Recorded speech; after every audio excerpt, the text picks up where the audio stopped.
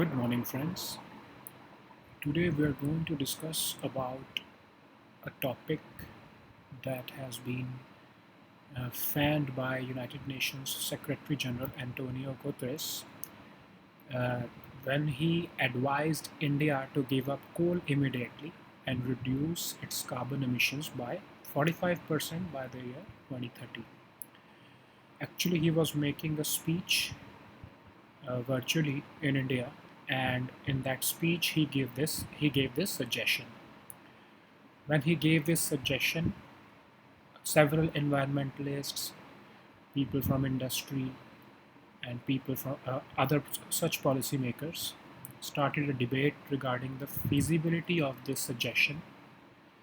And since this debate has been started in India, the Down to Earth magazine covered this specific debate in one of its edition recently. So we are going to discuss that this topic, uh, uh, which is based upon information from several sources, majorly from the Down to Earth magazine. So let us see what this issue is. As I told you in the beginning, the United Nations Secretary General has uh, started this debate. So let us see what is the threat. Why is he focusing upon coal specifically, and what are the global trends regarding the usage of coal, and why coal is the villain, what how India is performing, and is it really feasible for India to accept this suggestion by the UNSG and without compromising upon its manufacturing ambitions and at this stage of development. Okay, so let us see first what is the threat to the climate. uh, we are seeing that the carbon dioxide level has crossed the permissible 350 parts per million to as much as 415 per parts per million. So the magazine is saying that CO2 level has already crossed uh, the permissible levels, and it is increasing, and because of it global warming is on a rise. And as you know, some of you may already know that as per the Paris Climate Change Deal of 2015, we are striving to limit the increase in temperature by 2% by the year for this century. So by 2100, by the year 2100, we are striving for an increase of only 2 degrees Celsius in temperatures. And we have also set an ambitious target of limiting it to 1.5 degrees Celsius. So the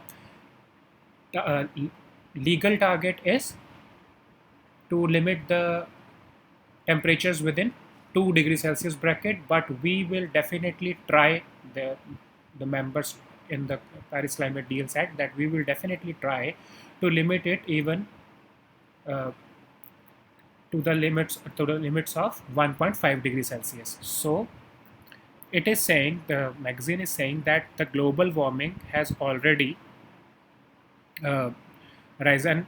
If we do not stop using coal, the global warming will rise to 1.5 degrees Celsius just in the next 10 years. So forget about the ambition of limiting temperatures within 1.5 degrees Celsius by the year 2100. You are going to achieve that by in the next 10 years. So your goal will be, your vision, your ambition will be dashed within just 10 years. So forget about the rest of the time. So it is also saying that global warming for this century has already hit the 1.2 degrees Celsius mark. So within the next 10 years, it will reach, the temperature will further increase to zero point 0.3 degrees Celsius. So we will we will cross the 1.5 degrees Celsius mark within the next 10 years if we do not take any action against coal usage. Okay, so why coal is the villain? IPCC, as you know, this is an intergovernmental panel on climate change, It is saying that if you want to stay within the 1.5 degrees Celsius limit, you would have to immediately stop coal usage, and you have to phase out coal powered electricity to the level of zero by the year 2050. So it is saying that to achieve this, the first step should be to phase out older coal plants because they are more polluting. It has also given targets to 31 OECD countries. Now, what are these OECD countries? Mostly they are the developed countries. This think tank Climate Analytics is saying that it is advising these developed countries that you should phase out coal by the year 2040. And for these OECD countries, it has set the deadline of 2031. For the rest of the world, the deadline may be 2040, the year 2040, but for these OECD countries, the deadline set by the Climate Analytics Europe think tank is 2031. Because why they have specifically set a, an ambitious deadline for OECD countries? Because one third of the global emissions and their per capita emissions are twice the global average, because these countries are responsible for one third of global emissions and their per capita emissions are twice the global average. So they are the major polluters in terms of carbon dioxide, and they are the major contributors towards global warming. So that's why they have set an ambitious target for them, and for the rest of the world the target is 2040. Now let us see how the world is actually performing despite knowing that coal is the villain. Japan. Japan is the sixth most polluting country, but it still plans to install 18 gigawatts capacity, and it is not shutting down the old ones. If after the addition of this 18 gigawatts capacity, the total capacity of coal in their energy basket will increase by 40%, and they are not willing to compromise on their energy basket. And Japan's energy minister is saying that we do not have the potential to develop renewable energy. So let us do one thing: we will provide technological and financial support to whoever country needs it, because it doesn't matter which country is using renewable energy, because we are part of the same earth. So even if Japan cannot do it, if a country from Africa can do it, it would still be good for the planet. Okay, so Norway is following the same path. It is giving billions of dollars to coal mining firms, and it you may have a different outlook towards these Scandinavian countries, but still they, on the matter of coal usage, they are as good as the rest of the world. Germany has set an ambitious target of phasing out coal by the year 2038. But is it really enough? No, because the targets, or the emission reduction targets that they have submitted to Paris Climate Deal, for the fulfillment of those targets, it would be important for them to phase out coal usage by the year 2030. Okay, so Germany's 55% emission reduction target. Why this 55% emission targets? Because this is the target that they have submitted in the Paris Climate Deal. So it is saying that it is insufficient, that Germany is aiming to phase out coal by the year 2038. It should do it by the year 2030 if it wants to achieve the 55% emission reduction target that they have submitted during the Paris Climate Change Agreement deal. Similarly, Australia, Indonesia, Mexico, and South Korea have not even considered the proposal of phasing out coal. And you should know that Australia and Indonesia are the biggest coal exporters in the world. They have the finest coal in the world, so they are the biggest exporters of coal in the world. China is altogether on a very different level. It has a coal capacity, installed coal capacity of 973 gigawatts, a whopping number, and it plans to add further 199 gigawatts. So it is the biggest international coal funder, and it is not considering any phasing out of coal in the foreseeable future. So let us, as we can see that the world is not performing well in terms of phasing out coal. So why UNSG is advising India about it? So the environmentalists and the industry people are debating that why should we compromise when the world is not cooperating on such matters. Now let us see how India is planning to perform on this uh, topic or on this matter. So India may have started focusing on renewable energy. Uh, for your information, let me share a very good news that came just yesterday, that the share of renewable energy in our energy basket has already reached 30% of our total energy needs. So we are using 70% of non-renewable energy and 30% of renewable energy. So India may have just started it, but still coal provides over three-fourths, over 75% of its electricity India's electricity is produced by thermal power plants, that is by coal. So it is very important for India to utilize coal because as you can see that three-fourths of our electricity is being produced by coal only. So we cannot compromise immediately or even in the next few decades uh, on the matter of phasing out coal from our energy needs. India is already also constructing 60 gigawatt capacity coal based plants and plans to build even more. So by 2030, we will have a major share of coal in our power generation.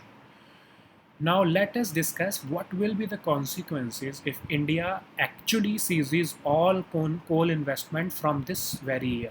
What will happen if we stop investing in coal from this year, from 2020 itself? Uh, Let us see some facts that currently we are decommissioning old coal plants of 2 gigawatts per year. So by 2030, India will have only 184 gigawatts of coal-based power plants because we are going to decommission 2 gigawatts of coal plants per year, and this number is going to increase further in the upcoming years. So by 2030, an estimate an estimated figure of 184 gigawatts of coal-based generation will be available in India. But as we go further, as we develop further, our electricity consumption will also increase. To It is saying that it is showing the numbers of 1580 to 1660 units per person. So it is going to increase to such a huge number. So we would require to compensate this phasing out of coal, or uh, to compensate this phasing out of coal, we would require an investment of almost 650 gigawatts to 750 gigawatts of renewable energy, because we cannot just phase out coal and replace it with nothing, because we would have to replace it with renewable energy. But is it really possible to increase the quotient of renewable energy to such a huge number? Let us see further. Uh, if we want to increase our renewable energy in our total energy basket, we would have to focus on solar energy. But as you know that we are import dependent on solar power panels, solar storage technology, or even the PV photovoltaic cells. We are dependent on uh, countries abroad, mostly developed countries, and even China, US, and other countries. So we cannot just uh, focus totally towards renewable energy. We would have to focus on a healthy mix of both renewable and non-renewable sources of energy to meet our energy demands.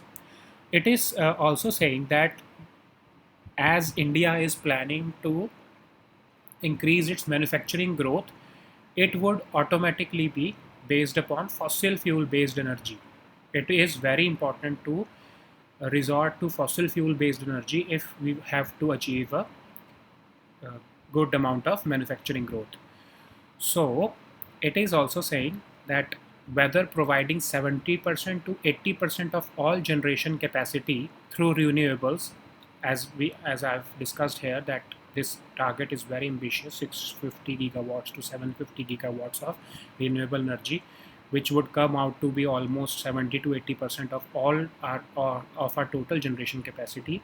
We would require technology, investments, that is finance, and efficiency in management of our electricity grids, and up-to-date technology for storage of such renewable energy. Like we have a problem today that let me I'm giving you an example regarding this.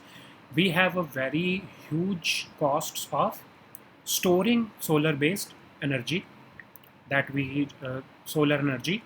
So the batteries that you purchase for a solar power plant or or a domestic solar power plant is very costly. So these technologies have to be advanced further so that the costs may come down. For that, we would require technology sharing from the developed countries. But as per Copenhagen Accord, now Copenhagen Accord was similarly a climate deal that was signed in 2009. It ended all legally binding commitments of emission reduction by the developed countries. Before this Copenhagen Accords, developed countries had to adhere uh, emission reduction targets because it was made legal. But after this accord was signed, it ended the legally binding commitments of developed countries. And uh, a thing that is hurting developing countries like India, the technology development in climate change also registered a significant fall after this Copenhagen Accord.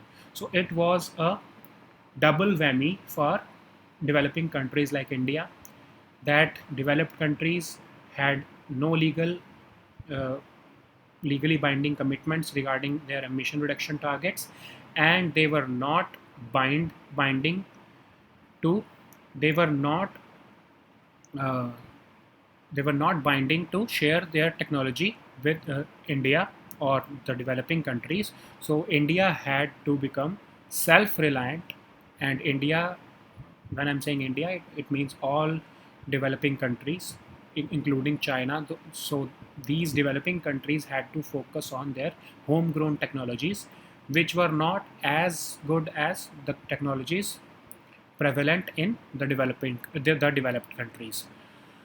So it is also saying that in the absence of such up-to-date technologies or such superior technologies that the developed world is having, and they're not sharing with the developing countries, how are we supposed to achieve the renewable energy targets so that we can phase out coal or fossil fuel based energy from our energy basket? It is also true, um, this point is discussing about external dependencies of India regarding renewable energy increasing our energy production capacity. As I've discussed, that we are dependent on developed country imports from developed countries in terms of technology and even resources. Okay, so it is also saying that uh, only renewables will not be able to generate enough employment in our country. A mixture of renewables along with coal will be more helpful in generating employment in a country like India, which has a huge demographic dividend to, uh, which has a huge population to be converted into demographic dividend. Okay, so employment generation is also linked to our energy energy security objectives. So just if we phase out coal, we will not be just removing a major chunk of our energy dependency.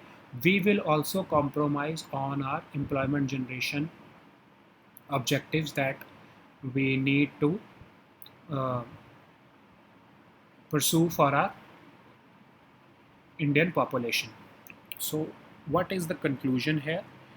It is saying that we do not have to, we should not accept the advice of UNSG because it would amount to virtual deindustrialization of India. Because, as we discussed above, that the manufacturing growth of India is dependent on fossil fuel based energy in the foreseeable future. We will, if we will compromise, if we end up compromising on our manufacturing growth, we will enter into a low development trap where our economy will stagnate and we will suffer more than any other developed country. And it is saying that the way forward is for India to remain steadfast in its commitment to an equitable response to the challenge of global warming. It is saying that the burden of global warming should fall equally on all countries with a more share of commitments from the developed countries. At this moment, we are seeing a reversal of trend where the developed countries are not committing much, or they are not they are not bound to reduce their carbon emission target, carbon emissions, but they are expecting developing countries like India to commit more and move forward towards the renewable energy targets, so that the ambitious target of that we uh, that we signed in the Paris Climate Deal in 2015 can be achieved. So this was our topic for today, where we discussed the implications of phasing out of coal in case we adopt the advice of United Nations Secretary General regarding phasing out of coal immediately and reducing emissions by 45% by 2030. So let us meet next time with another topic. Until then, thank you. Goodbye.